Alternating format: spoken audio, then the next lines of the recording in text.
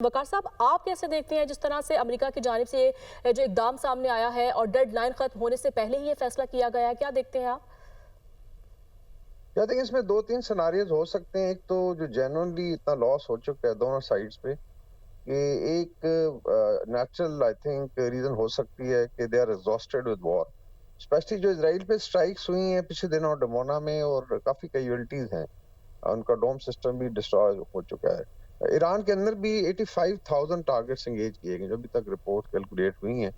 इसमें commercial areas भी हैं, रेजिडेंशियल भी हैं, मिलिट्री भी है, हॉस्पिटल भी हैं। तो आई वुड से कि वाइड डिस्ट्रक्शन। दूसरा मेरा ख्याल है कि जो प्रेशर बन रहा है ग्लोबल मार्केट पे because of energy choke hold जो है, उसमें भी ग्रिडलॉक क्रिएट हो गया था। और उसमें शायद चाइना, रशियन फेडरेशन, उसमें पाकिस्तान, तुर्किया, गल्फ, इसमें आई थिंक लोगों ने बातचीत भी की है। और ट्रम्प साहब अगर तो उसको एज एन ऑफ रैंप लेते हैं, हमेशा वॉर में फिर you looking for off ramp के जी हमारे मकासद पूरे हो गए, हमने इतना डिस्ट्रॉय कर दिया उनकी नेवी को, एयरफोर्स को और बाकी जो इनके ऑब्जेक्टिव थे। तो ये एक आई थिंक मौका हो सकता है जंग रोकने का। सो एक तो ये सिनेरियो है कि जेन्युइनली वॉर एग्जॉस्शन की वजह से हो रहा है। दूसरा जो है उसमें शायद जो गल्फ ममालिक हैं, क्योंकि अभी जो टिट फॉर टैट चला था उसमें खुदा ना खास्ता खतरा यही था कि अभी वॉर एक्सपैंड करेगी। तो यूरोप के आई थिंक कोई 8 से कोई 12 ममालिक इनका हम स्टेट ऑफ हॉर्मस खोलने के लिए साथ आ रहे। तो इसका मतलब है कि अभी लड़ाई जो है यूरोप और एशिया तक फैल जाएगी, become almost world war 3, mini world war 3।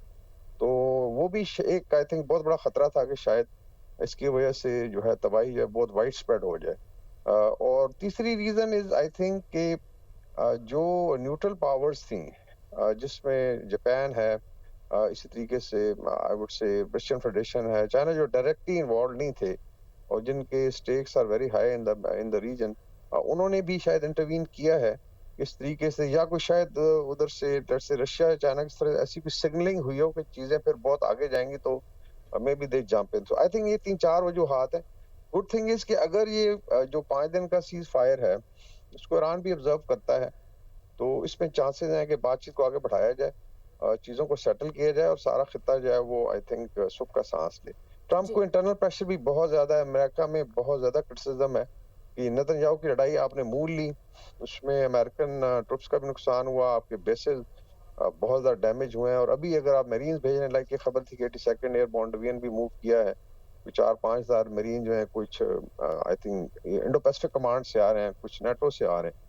तो उसके अलावा जो है जो एयर डिफेंस सिस्टम्स हैं, उनका उस पे भी आई थिंक काफी सारी कमी होगी। लाइक बैटरीज बता रहे हैं जी। कि इतनी नहीं है कि पूरा जो इलाका है उसको गार्ड कर। तो I think this could be 3-4 reason.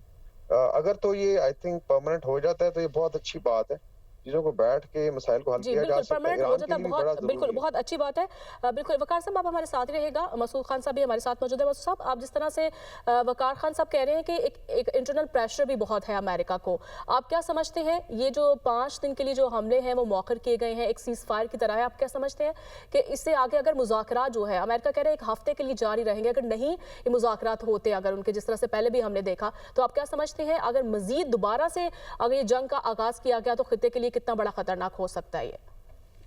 जी हाँ, देखिए मेरे ख्याल में बहुत इम्पोर्टेंट इसलिए भी है कि अगर ये जंग ईरान की कैपेबिलिटी से, क्योंकि ईरान ने पिछले साल से तैयारियां की थी और उनको समझ में आ गई कि लाइकली ये सिनेरियो डेवलप हो सकता है।